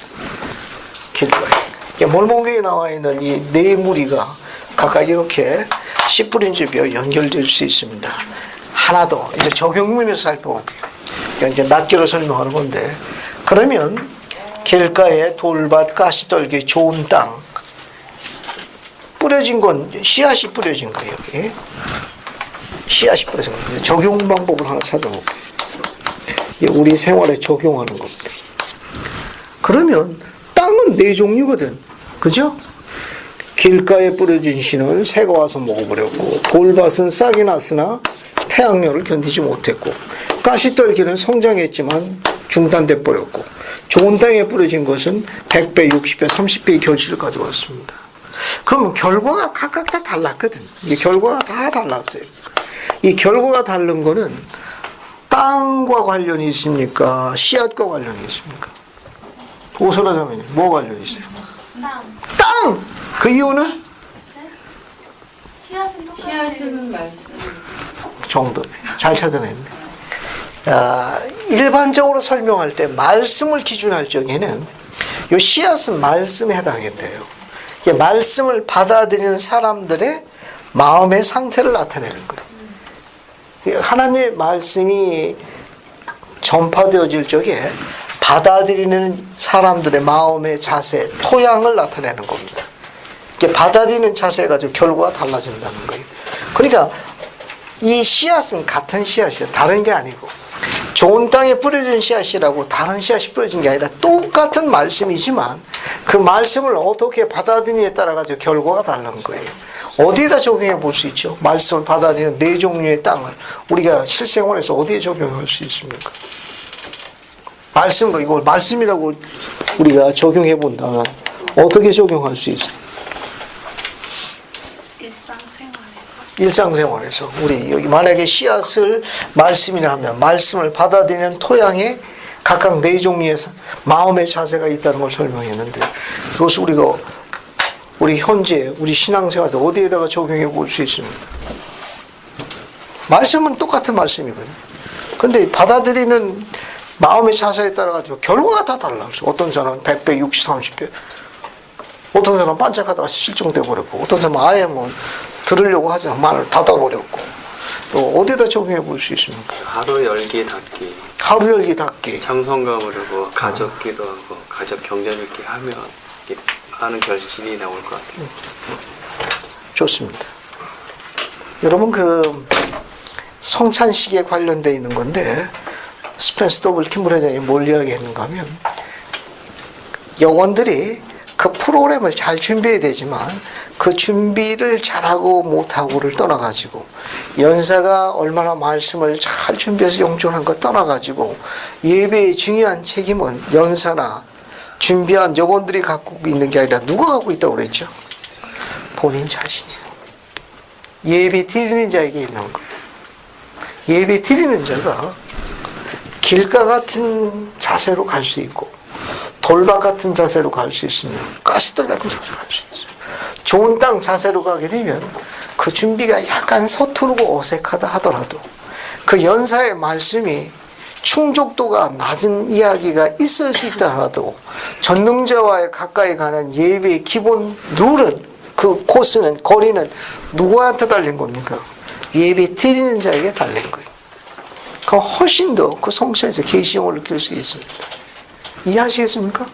건물이나 여러 가지 그런 사이즈나 뭐 이런 외적인 요소보다는 프로그램을 진행하는 여건들이나 말씀하는 연사들이 그런 걸 가지고 이렇게 결정하시면 안 돼요. 그러느니 내가 집에서 예배보고 말씀 공부하겠다. 이런 놀라운 결정하시면 안 돼요. 아시겠습니까? 그건 조금 다른 거예요. 이 비유는 이 씨앗이 같은 씨앗입니다. 받아들이는 예배 드리는 자의 자세에 따라 영적 성장과 그런 크기가 달라진다는 걸 묘사한 거예요. 다소 프로그램이 어색하고 서투르다 하고 또 연사의 말씀이 감동적이 아니다 하더라도 그것에 예배 드리는 자의 자세가 훨씬 더 중요한 거예요. 그러니까 그 모임에서 영적이고 이로 같은 걸 누가 결정하느냐, 준비한 여건이나 연사가 결정하는 게 아니라 참석자의 마음 자세에 달렸다는 걸 시사하는 거예요. 그럼 우리는 어느 모임에 어느 장소에도 어때요? 신과 나와의 관계는 계속해서 고양될 수 있는 거예요. 훌륭한 예배등이 아니라 밖에서 산에서라든지 강둑에서든지 어디든지 간에 신과의 그런 높은 접촉을 우리가 훨씬 더 고양시킬 수 있다. 그런 말입니다. 도움이 되셨습니까? 그렇게 적용할 수 있다. 그런 말이에요. 자, 이제 이 비유의 말씀을 마지막 한 가지 더 비유에 적용하겠습니다. 고든 핑클 회장님은 이걸 뭘 적용하셨는가 하면 지금 이 씨 뿌리는 자의 비유는 행복한 결혼 생활의 비결과 관련이 있다고 그랬어요.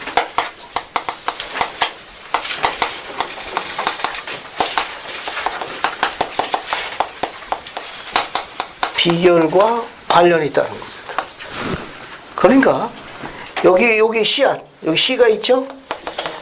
이 씨앗을 하나님의 딸이라고 가정하고 여기 나와 있는 길가의 땅, 돌바사 땅, 가시떨기 땅, 좋은 땅, 이 땅을 하나님의 남자로 불리우는 소위 세상 사람들이 남편이라고 가정하는 거예요. 그러니까 어떤 남자에게 그 씨가 뿌려지냐에 따라 가지고 열매가 다르다는 거예요. 그러니까 세상에는 길가에 같은 남자가 있다는 거예요. 돌박 같은 남자가 있고 가시떨기 같은 남자가 있어요. 그러나 선지자가 요구하는 건 좋은 남자. 지금 그 씨앗의 스펙을 이야기하는 게 아니에요. 그 단순한 씨앗이 길가에 같은 남자에 뿌려질 때 결과는 새가 와서 먹어버렸습니다. 그 씨앗이 돌밭 같은 남자에 떨어지니까 잠시 기쁨은 드렸으나 시들어져서 말라 죽어버렸습니다. 가시떨기 같은 남자한테 떨어졌을 적에는 공간만큼은 결혼 생활을 흉내냈으나 결국은 성장이 멈춰서 죽어버렸습니다. 그러나 좋은 땅에 뿌려진, 좋은 남자에 뿌려진 그 씨앗의 여자는 100배, 60배, 30배의 결실을 가져다 주었답니다. 흰크리 장님은 이 아름다운 비유의 말씀을 이렇게 지원하셨습니다. 바꾸지 말고, 알겠어요? 아유, 씨앗을 남자가 하려합니다. 땅을 여자로 바꿉시다. 예, 그렇게 바꾸지 말고, 그렇게 제안하신 거예요. 그렇게 뭐라고 제안하셨는가? 씨앗을 하나님의 딸로 비유하고, 이 땅을 남자라고 비유하게 되면 훨씬 더 우리가 그런 부분에서 행복한 결혼 생활의 비결을 찾아볼 수 있다. 그렇게 이야기했습니다. 자, 그러면 이 땅을 남자로 바꿨습니다. 남편으로 바꿔 쓰겠어요. 앞에 거 3개나 다 빼버리고,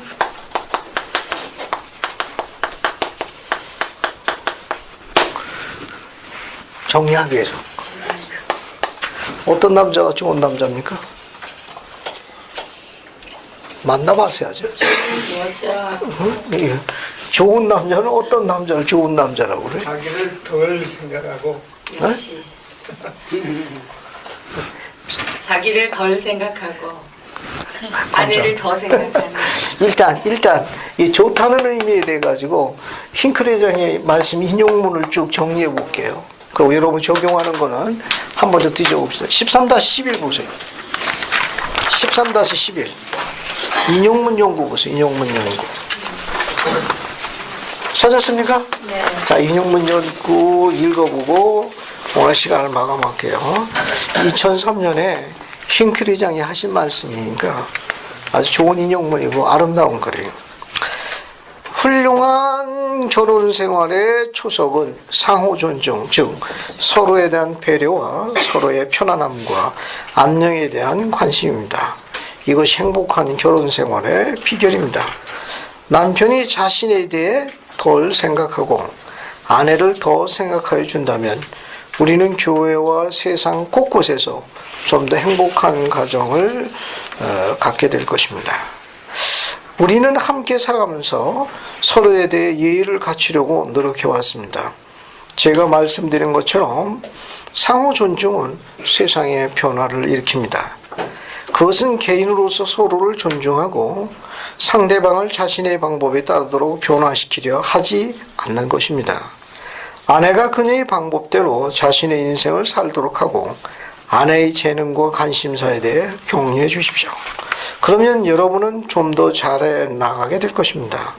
저에게 걱정거리가 하나 있다면 그것은 일부 남성들이 아내의 생활을 좌지우지하려 하고 아내가 해야 할 모든 일을 지시하려고 한다는 점입니다.